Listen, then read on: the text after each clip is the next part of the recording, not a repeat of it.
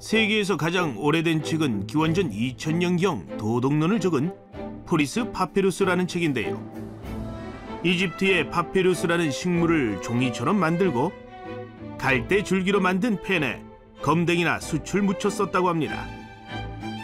고대 중국에선 대나무나 나무를 잘라 만든 죽간, 목간의 기록을 했는데요. 부피와 무게 때문에 사용하는 데 불편함이 많았다고 합니다. 그래서 만들어진 게 105년 후한 시대에 발명된 종이인데요. 7세기에 발명된 목판 인쇄로 인해 대량의 복제까지 가능해집니다.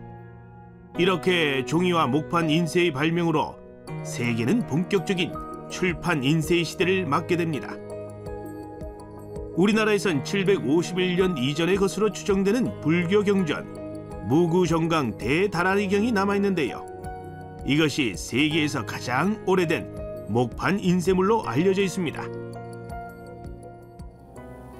우리나라의 목판 인쇄가 언제부터 시작되는지 알 수 없으나 세계 최고의 인쇄물인 무구정광 대다라니경이 최근에 발견됨으로써 8세기 중엽에는 목판 인쇄가 상당한 수준에 도달했음을 알 수 있게 됐다.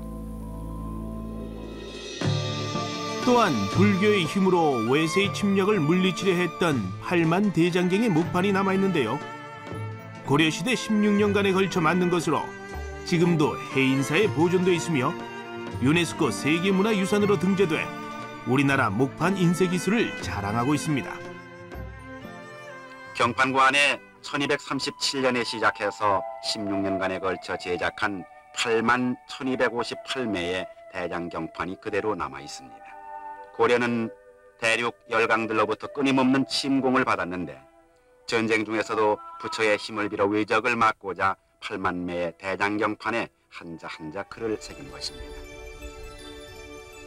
목판 인쇄보다 진일보한 기술이 쇠를 녹여서 만든 금속 활자 인쇄인데요. 이 기술 또한 우리나라가 세계 최초로 만들었다고 합니다. 1234년에는 금속 활자로 만든 예법서 상정 고금 예문이 간행됐다는 기록이 있고 1377년에 직지심경이라 부르는 불조 직지 심체 요절의 금속 활자본이 프랑스 국립도서관에 전시되면서 세계 최초의 금속 활자본으로 인정받고 있습니다.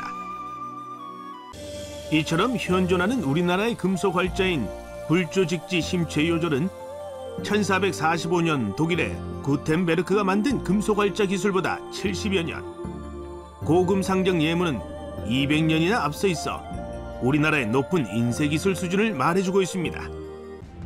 구텐베르크 인쇄술의 시작으로 유럽은 15세기부터 본격적인 출판이 시작되지만 우리나라는 구한 말인 고종 20년 1883년에 들어서야 근대식 인쇄 방법이 도입되는데요.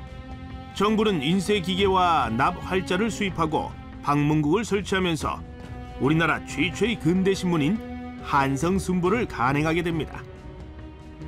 하지만 일제강점기의 시작과 함께 우리나라의 출판 시장은 암흑시대로 접어들게 됩니다. 그 후 우리나라는 1945년 일제에서 벗어나 독립을 맞지만 1950년 6.25 전쟁을 겪으면서 출판 인쇄 시장은 계속해서 어려움을 겪습니다. 폐허가 된 잿더미에서 다시 출판 인쇄 시장이 활기를 띠기 시작한 건 아이들의 교육 때문이었습니다. 1954년 정부는 유네스코의 도움을 받아 교과서 인쇄 공장을 설립하고 초등학교 교과서를 찍어냈는데요. 이로써 초등교육의 정상화와 문맹 퇴치의 초석을 마련하게 됩니다. 교과서를 1년 동안에 3천만 권이나 인쇄해낼 수 있는 능력을 가진 인쇄 공장이 온프라와 유네스코의 원조 기금으로 착공 1년 만에 완성되어서 9월 16일 그 낙성식이 영등포의 동공장에서 중대하게 거행되었습니다. 교과서 중심의 인쇄 산업과 함께 정부는 1950년대 후반 저작권 관련법을 제정하고 대중출판의 법률적인 기반을 만들어가기 시작합니다. 출판의 법률적인 토대가 마련되는 가운데 인쇄업자들은 책이나 신문을 발행할 수 있는 윤정기와 인쇄기를 도입하고 해외에 나가 선진 기술을 배우는 노력을 시작했는데요. 이로써 우리나라의 출판 인쇄가 새로 도약할 수 있는 발판을 마련하게 됩니다. 일제강점기와 6.25 전쟁을 거치면서 출판 인쇄의 암흑기를 맞았던 우리나라는 60년대 들어 본격적인 출판 인쇄의 전환을 맞게 됩니다. 1962년부터 시작된 정부의 경제개발 계획이 성공적으로 추진되면서 인쇄물의 수요가 급증하고 질 또한 높은 수준을 요구하게 되는데요. 그래서 60년대 중반 수동식이었던 인쇄기를 자동식으로 바꾸고 최신 인쇄기와 기술을 도입하게 됩니다. 그리고 출판사에서는 문고본 전집 출판이 쏟아지는데요.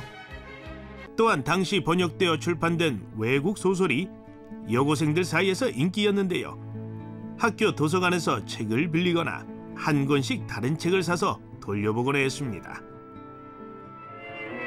도서관에서 새싹들은 피어오릅니다.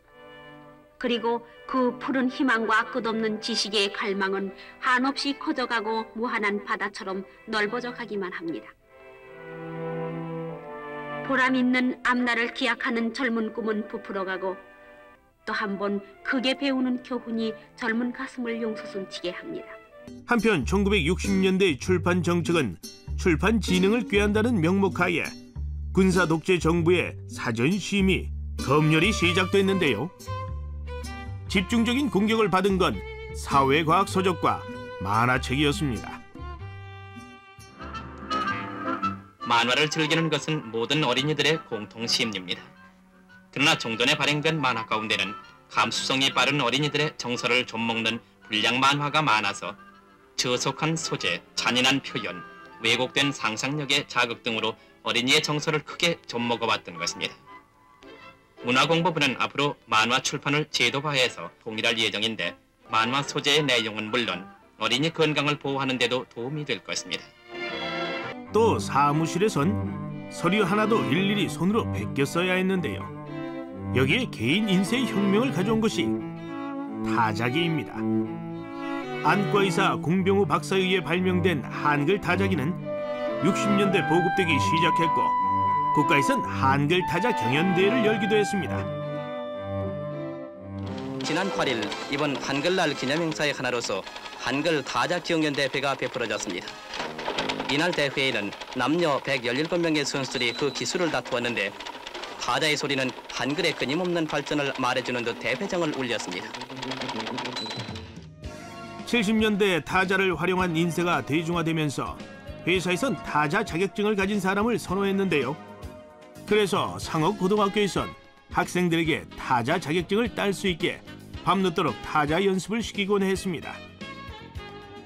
80년대 들어서면서 타자기가 있던 자리를 대신해 컴퓨터가 들어서는데요. 컴퓨터는 출판 인쇄의 문화까지 바꿔놓게 됩니다.